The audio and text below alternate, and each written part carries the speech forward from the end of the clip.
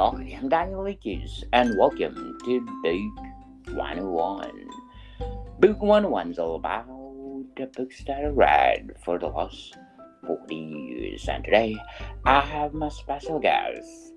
He's the author of several books, no other than Mr. Chris Tetrablay. Hello, hello. Merry Christmas, Happy New Year. So we're kind of slap bang in the middle of it. How are you, Daniel? I'm fabulous like you, Mr. Chris. Good. Glad to hear it. Thanks for having me back, mate. Yes, as you said, Merry Christmas and a Merry Happy Christmas. New Year to everyone. Yeah, absolutely. Time to be jolly and all that, isn't it? I hope we are. Hope we are. Yes. Yes. Let's talk about the last book of the Wildermoor Apocalypse trilogy. Yes. This'll be fun for me actually, because I've not really spoken about, as I'll divulge as we go through. This one had quite a short lifespan originally when it was released. So I never really got a chance to talk about it. So yeah, it'll be fun to dive into it. Definitely. Of Gods and Insects. Yes.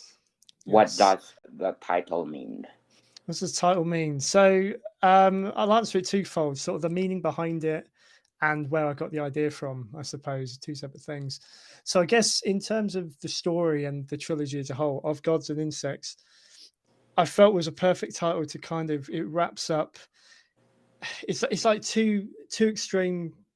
If you look at the world from far away, you've got two entities. You've got one right at the top, that is almost like responsible for everything, and you've got the really small ones that scutter around on the surface. So I was kind of, for me, it encapsulates both, because the trilogy is all about, it's got a lot of sort of religious undertones to it, and heaven and hell, end of the world, apocalyptic, obviously, that kind of thing. So Of Gods and Insects, I felt symbolized the gods, the people sort of that are, or the beings, as it were, that were sort of at play in this whole apocalypse that was looking at happening. And the insects could be everything else that exists in the world that was at risk. So, the people, we are just like insects on the face of the earth, or it could be down to actually, even down to the insects themselves, the smallest form of life that could be affected by what. The idea for the title came to me a bit like a few of my others have, when I was watching TV at the time. So I grab a lot of my from songs or TV or films. This one in particular was, I don't know if you know it, there was a TV series out a few years ago called Revenge. It's a fantastic series. I had about four series, I think, and it's not normally the kind of thing I get involved in. But there was a character, it was towards the end of the last series, and one of the main characters, he was having quite a serious discussion with his son, and he said the world is made up of gods and insects. On the lines of, don't worry yourself with the peril of one of them, or something like that. I'll have to go back and get the original phrase, but it just kind of hit me. I thought that is fantastic, a fantastic phrase, and a great sort of summing up on the two ends, the two sides of life, almost, the ones at the top and the ones at the bottom. I think it's fantastic indeed. Thank you. So, what is the best highlight that connects acolytes and the sowing season of the Gods and Insects? So starting with the obvious place, obviously this is the third book.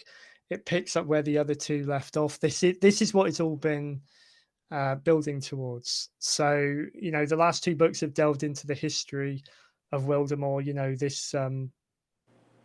This cataclysmic event which had been put in motion in the late 1600s was now coming to fruition almost in around about 2012. So Gods and Insects does concentrate more on the present day. There isn't a lot of time hopping back in this one. I think I decided I've told the backstory enough. So you have characters like the Reaper. He's obviously still there. But as we saw in the sowing season, really, his power is starting to weaken. We are starting to get an idea that there is there is more powerful being involved, that is going to come forth in Of Gods and Insects. So we are starting to, we're not seeing a more human side to the Reaper, we're just seeing a more vulnerable side to him. So it's almost like the one who seemed indestructible at the beginning, and all of a sudden we're seeing a few chinks in his armor.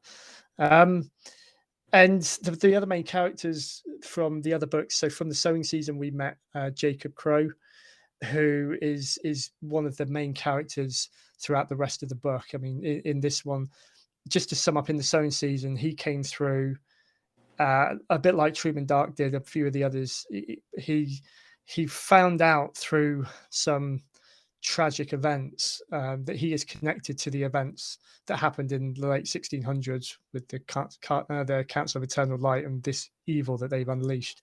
So he finds out how he's connected to it, but he loses his wife. She's abducted. She is returned to him, but not in the form that he recognizes her. So Of Gods and Insects is his story, for one, in trying to rescue his wife, or even though he knows she's pretty much lost to him, she is pregnant with her unborn child. So this story really, not to give too much away again, it revolves around this unborn child that is Jacob Crow's son. He finds out, and it's the Council of Eternal Light want the baby.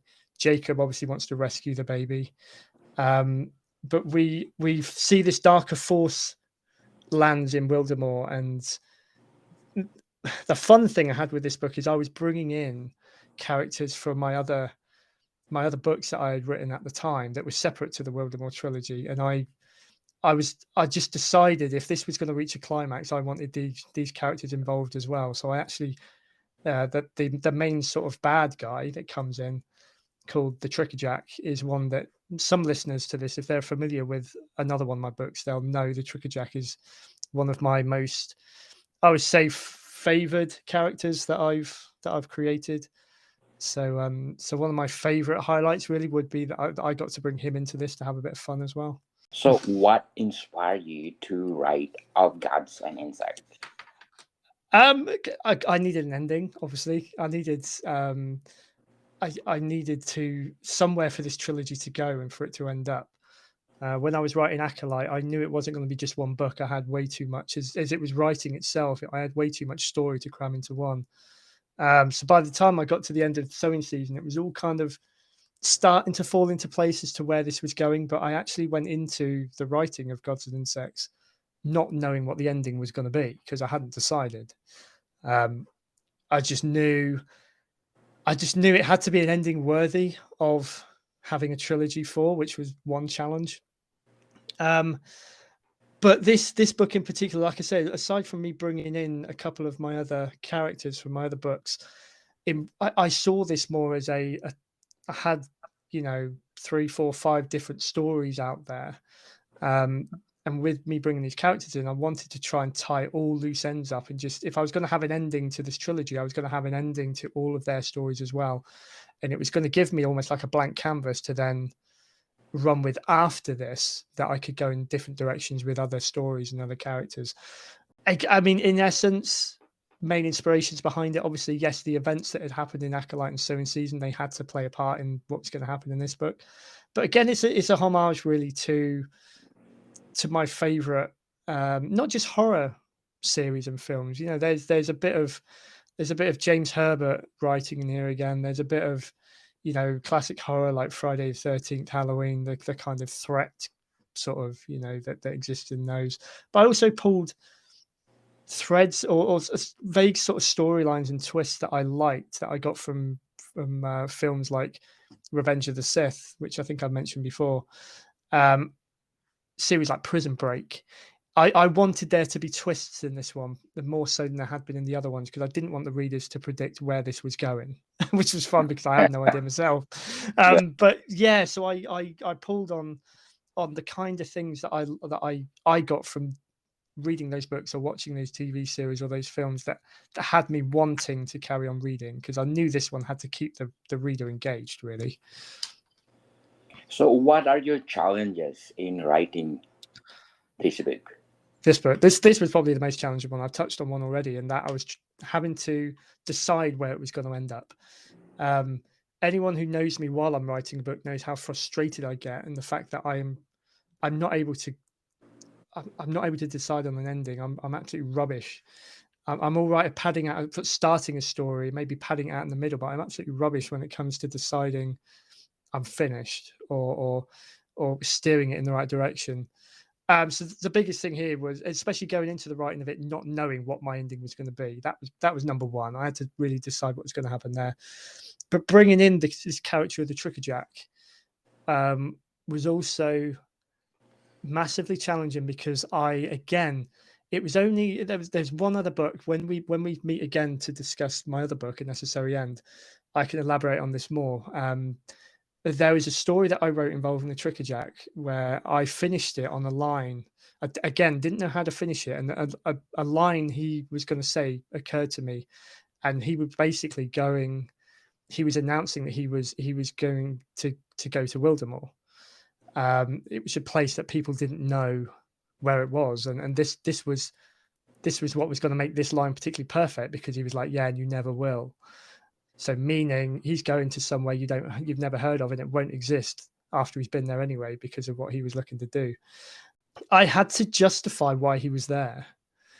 Again, not just like, these are two worlds I've created and I want him to be in this one. I had to kind of give him a purpose. Why is he there? How does it tie in with all these other stories that I've written him into in these other books?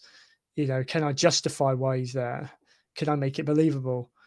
And there was a few other elements from other places that I wanted to reference in this one, and some would argue that it was somewhat successful. I still wonder whether I did it the best of my ability. I think I probably still left a few people scratching their heads at the end. You know, it's one of those where it seemed like a good idea at the time, but now I look back on it, I'm not sure if I did it justice. So does the book 3 of Gods and Insects energize you or exhaust you when you're writing it? Did it what or exhaust me? Sorry. Yes, exhaust you or energize you. Or energize me. I think I went through both. I think at the end, I felt exhausted come the end. I mean, this is the biggest book I've ever written. I've got it in front of me. How long is this thing? So you're talking about nearly 350 pages. So it's bigger than the other two. I think there are that many twists and turns in it. When I was writing, I was taken along for the ride, and it was really exciting, especially when I started to see these threads come together.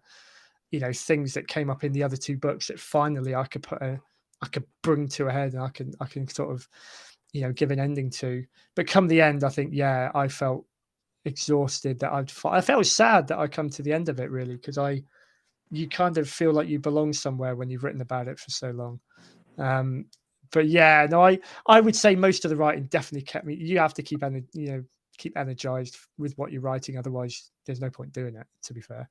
So do you think there's a prequel of the Apocalypse trilogy? That a really good question, actually. Funnily enough, I was just about to say there is another trilogy in the works, which is something I started work on right before COVID that I had to put aside because I lost my concentration a little bit. But that was actually a sequel trilogy. So a prequel trilogy, I don't know. I have toyed with the idea of whether I'd probably love to, because I love the historical aspect that I brought into this. And there's definitely enough there that I could explore more. Whether it would need it or not sure. Probably as a one-off. I don't think I would try doing another trilogy like Star Wars did, you know, and sort of. I might have fun one day at writing a single prequel to it. Might just make the historical part of it make a little more sense. So yeah, maybe. Maybe, people. Maybe. Don't hold me to that. But, okay, you know. Yes. For all the 3 books, Acolytes and the Sowing Season, of Gods and Insects, what makes of Gods Insects the best? I think I always love an ending. You know, especially if you're looking at a series, everyone wants to see the finale again, whether it's a book series or a film or TV series. You know, you along the way, that probably get to the middle part and they're like, you know what, I'm not really sure what's happening. I'm no longer engaged. I'll put this down. You've got others that trudge through the hard parts because they want to know what happens at the end. And I think if you're going to read this trilogy, you do need to make it to the end to sort of see what happens, because I think you'll be surprised. One thing I didn't want to happen with this is that it would be predictable. I wanted there to be enough, and I think there is in Of Gods and Insects, enough different things pop up that will surprise people. And it's just the one I had most fun with. Like I said, bringing things in and people in that when I started writing it had absolutely no place in this trilogy at all. And just seeing how much it had morphed since I started writing Acolyte to what it ended up as. I think you can see a real genesis of the story. I think my writing matured along the way as well because of other projects I was doing in between these books. Acolyte can still be looked at as a little bit ropey. It was my very first attempt. But I think by Of Gods and Insects, you can kind of see the journey I've been going on as well. But I also think I've got to mention again, he comes up in all of these, but your friend of mine, Richard Eyre. Around the time that I was writing Gods and Insects, we were talking about potentially doing a crossover story with Minstrel from his Minstrel's Bargain and Trickerjack from my books, from as you'll hear, this one and Necessary End. So there is a nod in this book as well to Minstrel's Bargain. There is a scene involving the Trickerjack where he plays music. He's managed to coax loads and loads of the residents of Wildermoor to this massive mansion, this stately home that he's managed to commandeer in Wildermoor, and he puts some music, leads to them basically almost like just massacring each other. And anyone who's read Minstrel's Bargain will know the effect of Minstrel's music, what that does to people. And I wanted that in this book, just as a little nod, really, to this is possibly a sign of what we could do. And I think it was just my kind of tribute to the fact how much I loved Minstrel's Bargain. I needed to give Minstrel his own little nod in there, so that was fun. Of Gods and Insects, what are the best descriptions? It is chilling. I'd say there's definitely more. This and the sowing. This is a lot like Sowing Season, where it does get very, very dark. Whereas Acolyte, there's a few dark bits they did. Some nasty stuff that happens. It really does step up a gear in these last two books. It's compelling. I like to think it keeps people wanting to read because, again, like I say, I've put quite a lot of little twists in there that move the story along. It's a very pacey one as well. There's a lot that goes on. Even though it's the biggest book, I think there's more action in there for sure. And I mean, getting towards the climax is heart-wrenching. I'm not going to say anything about it. There are some characters in this that you really, really will feel for. If you haven't felt sorry for them already, you will really feel for where their story goes in this one. So yeah, I'll go with those. Okay, so how many days and month you wrote Of Gods and Insects? My average was about 6 months. That's kind of what the other two books took. I have a feeling this one possibly took a little bit longer. I'm trying to think where my life was at the time, because the time I had to write was all dependent on what was going on in my life, what jobs I was in at the time. And I would probably say easily sort of 6 to writing, because there was more involved in this one. The actual editing part, this is the only book of mine that I've not actually been involved in the editing process until now. So I didn't lose any time doing that. I had a publisher at the time that took it straight on. So once I'd written it, I just passed it over to them, and then sort of within a couple of months they had it out on sale. So yeah 6 to 9 months of my time sort of putting this together. So do you think, in your opinion, the 3 books, Acolyte and The Sowing Season and Of Gods and Insect, you can condense in one novel? That's another very good question. Again, something I have thought of. I might have mentioned in one of our other chats that I've thought of putting them all of them together as they are into one massive volume, but I think it just would be too big. It wouldn't be something that would appeal people to pick it up, I don't think. With a bit of trimming down, quite possibly. It would probably warrant. It'd be the kind of size of a large Stephen King novel come the end. But yeah, I don't see why. It all goes together really well. You know, it and The Stand could have been broken down to separate books, yet exist perfectly as one. So yeah, with a little bit of tidying up. I don't know if I've got the time to do that, but one day maybe I could probably, I might be able to achieve that. We'll see. You were given a chance a movie contract and the movie outfit only one of your trilogy. Which books would you like to sell? Oh, just one of the trilogy. Yes. That's really hard. Because without the others, it doesn't really. I would say if you're going to do that, I mean, Acolyte would be the more sensible option because I think the beginning of the story always makes more sense without the other parts, and it would leave on a bit of a cliffhanger. So that would be cool. I think for pure entertainment value, I would like to see Of Gods and Insects up there. Again, with a little bit of rewriting at the beginning, maybe a bit of creative license in trying to explain what you've missed out on in the other two. Yeah, I definitely think there's probably a better entertainment value in Of Gods and Insects. Do you think the Wildermoor Apocalypse trilogy is good for a movie or good for a series? Yeah, a series for sure. That's sort of how I envisaged it. I think each book I tried to view as a movie, but I mean, as I was writing each book, the end of each chapter for me almost was the end of an episode. That's how I like to finish my chapters. Is these series that have really hooked me in, where you get to an end of an episode and you're like, you know what, I want to binge the rest of it because I simply can't wait to find out what happens. So yeah, definitely as a series, I would be lying if I hadn't said if I say I haven't sat down to plan out what each episode would look like and how it would break up. So I'd love to see that. Yeah. Again, anyone out there who has means of doing that, Yes. pick up my books and see what you think. Yes, definitely. We're calling Apple TV, Amazon. Absolutely. Come on, What else? Netflix. Netflix, of course. Yeah, you need a bit more variety out there, guys. You know, so Yes. Hulu, I think. there you go. There you go. Yeah, Yes. not one we've got over here, but I'll be up for that. Absolutely. Yes. Paramount Plus. Come on, There people. you go. There you go. There you Yes. go. Get the big guns in. Absolutely. So let's shout out for the people listening in Trinidad and Tobago. Thank you so much. I'm number 16 on Apple chart. Of course, in United Republic of Tanzania, I'm number 24.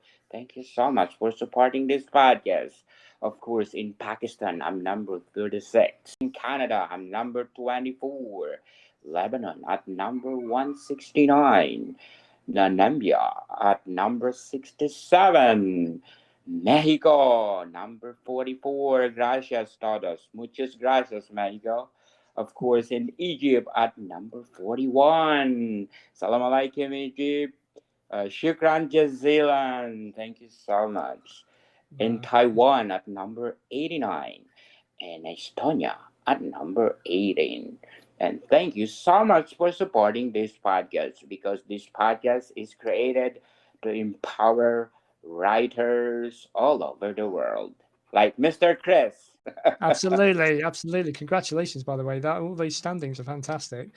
You know, it's fantastic to hear. And yeah, I mean, thank you again for the opportunity. I really value these. These episodes. I mean, for you bringing me on to talk about my work. I haven't done it enough, to be honest. I've spent a couple of years on my podcast talking with other people about their work, and I never really devoted a lot of time to delving into mine. So I'm really grateful for this. Yes. So what else you can say about Of Gods and Insects? Say go out and buy a copy. You can't actually buy it at the moment. So I'm kind of teasing people with this, to be fair, because we've just spent nearly half an hour talking about a book you can't actually buy. This one, it came out. It's not been seen for about probably nearly 5 years. It was only out for about 4 or 5 months when I first released it, and then I went with a new publisher with the idea that they were going to put out the whole Wildermoor Apocalypse trilogy. Unfortunately, they did the first 2, but we never got to the point of putting Of Gods and Insects out. So it's one that people won't know a lot about. But please, if you can be patient, this is coming in the new year. I'm actually at the stage now where I've re-released Acolyte and the Sowing Season are both back out on the market now for Kindle on Amazon. of Gods and Insects is the one that I am, like I said, I've got to go through and edit it all myself from the original manuscript. So it's going to take me probably, a month or so, but I'm hoping, by February time, of Gods and Insects will be out there. So go out there. If you've not read the others, if you want to grab the others and go through those while you're waiting, hopefully you won't be disappointed when you get to the end, because as you'll see, it's far from over. When you get to the end of the sowing season, you probably won't predict where this is going to go. So yeah, there we go. So hopefully in a couple of months I can kind of deliver on this. Yes, let's support Mr. Chris. Let's read the Wildermoor Apocalypse trilogy. So where do people buy your books? Currently they are just on Amazon. Like I say, I've just re-released them at the moment under my own publishing title, Dead Man's Tales. So you can find Acolyte and the Sowing Season are on Kindle, and they're available on Kindle Unlimited if you happen to be subscribers to that, on I think all of the Amazon sites. So wherever you are in the world, hopefully you can find a copy. I may well be moving. I'm going to look at moving back into sort of having paperbacks, maybe hardback copies, and sort of moving beyond Amazon as well at some point. But it's not going to be for a little while yet. So if you've got a phone, if you've got a tablet, a Kindle, I've made sure that you can grab a copy quite easily for your devices. Again, whilst you wait for the physical copies. So yeah. Yes, if you're given a chance to modify all the 3 books, which books do you want to modify? It's going to sound like a real U-turn, actually, but I would probably say of Gods and Insects, because whilst there's so much in there I'm proud of, there are probably more which is glaringly obvious that looking back on it now, I would probably tweak. Bringing my character of the Trickerjack in was, like I say, one of the biggest challenges and something that I really wanted to do. But it was born out of a story which technically doesn't exist anymore. So his presence in Wildermoor probably doesn't hold the same relevance it used to. The book was originally released, and the book that referenced him going to Wildermoor, which is called Black Gang, the Trickerjack Trail, it's we'll come on to talk about this next time. That as a book doesn't actually exist because it got absorbed into what became a necessary end, and that part of the story isn't really in there anymore. So if I look back on it, it's probably like I know how it all came about. I know what the Trickerjack is doing there. It's probably not as clear as it used to be. So if I was given the chance and time to go back, change any of it, it would probably be some work around that, which I could do while I'm working on re-editing the book. I don't know if I've got the resource to meddle with it that much to really change a lot of it at the moment. And I kind of want it to exist as it is. It exists as it was supposed to at the time, which I think is important when you read all books. They're like tattoos. They are sort of a symbol of where somebody was at the time in their life. But yeah, for me personally, I would probably say, yeah, I could pick pieces out of this book that I would fix more so than the others. Very well said, Mr. Chris. Again, let's support Mr. Chris. You will read the reviews. It really give you motivation to read them all. Absolutely. It will haunt you the rest of your life. Okay, people?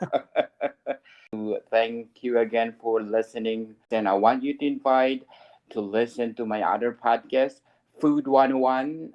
It's all about food, people. It's number 12 of the best food podcasts on the planet. We talks about different cuisine in the world and interviews, trivia about food. So please do listen. Food 101. Okay, Mr. Chris. But yeah, I can't wait to talk about that. I've had a blast talking about the Wildermoor Apocalypse, but the next one, A Necessary End, is really where my heart lies, I will say. Yeah, absolutely. So I've got I've got a little sort of podcast network called Dead Man's Tales Podcast Network, and there's 4 shows I've launched under it. The main one, which is most relevant to my writing work, is called Dead Men Talk. It's the first series of the 4 that I launched about 2.5 years ago in the height of COVID. It starts off, if you've enjoyed these episodes with me talking about my books, the first 2 series of me delving even deeper into each story that I've written. So these 3 books and the others that I've written, the short stories I've written, the characters I've come up with, I've got episodes dedicated to each of those, and it then morphed into an interview kind of format. So I've got on there, I've got other writers, I've got actors, musicians, artists. They come on and talk about their work, what inspires them, sort of the stories behind their stories. So so that if you're a fan of this show, you know, and anything I'll be talking about my books, that's definitely where to start. And if you're a pro wrestling fan, I've got one for you as well called Once Upon a Turnbuckle.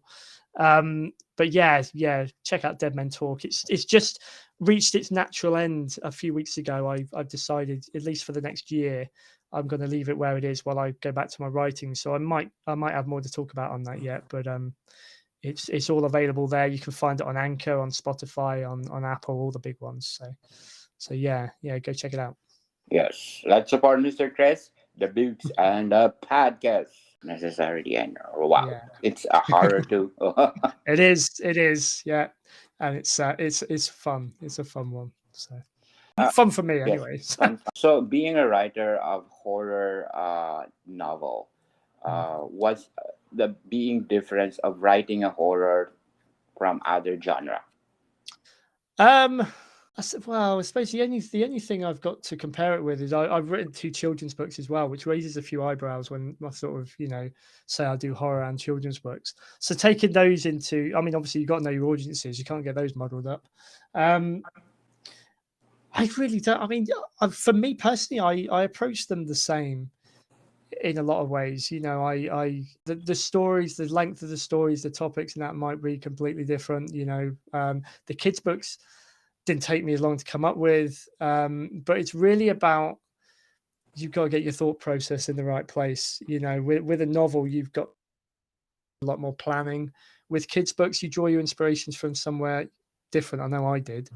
You know, I was reading a lot of kids' books myself, so that helped. But I mean, in terms of if I could put myself in someone else's shoes writing sci-fi or crime, I think the one thing that horror has is you've got to have the ability, you've got to have something in there which really brings a bit of a chill to the reader, and really something that plays on some kind of fear or makes them uncomfortable. I think that's the main thing. You got to make your readers a horror writer if you want it to be successful, because then they know they've got something that they're, you know, that we're going to touch on other emotions than you do if you're trying to figure out who the killer is and things like that. You know, it's not wanting to read with the light off, I think is something I like to inspire my readers towards. You know, you have to keep the light on. If I've got stuff in there that makes them feel like that, you know, job done.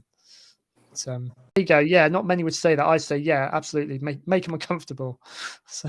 Comfortable that once they read your book, they're gonna hunt the rest of their life. That's it. I mean, yeah, comfortable in the sense that they'll enjoy reading them and they'll want to read some more, but uncomfortable enough that they know they've got a book that can you know, play on fear. I think that kind of thing, you know, whether it's a fear you don't know you have. When we get to A Necessary End, there's one in particular there which a lot of my readers share, and it's quite a bit out there, and it's even one of mine. And writing that was fun for me because I got to almost invoke my own fear out in the writing, you know, because I was reading it from the perspective of someone who actually would have been scared out of their wits. So, you know. Yeah. But yes, thank you, Mr. Chris, for your time. No problem. Thank you, bud. Yes, once again, invite our listeners to buy your books. I will. Get out there, please. Buy. Yeah, buy. Not buy, as in goodbye, but yeah, go. Yeah, very, very readily available. Acolyte and Stone Season are out there. If you want to get ahead for the next chat I'm going to have with you, A Necessary End is out there as well. If you want to do a bit of reading ahead. But yeah, go out there. Give them a whirl. Thank you, Mr. Chris. Thank you, Daniel. Cheers, bud. More to come, people. See you soon.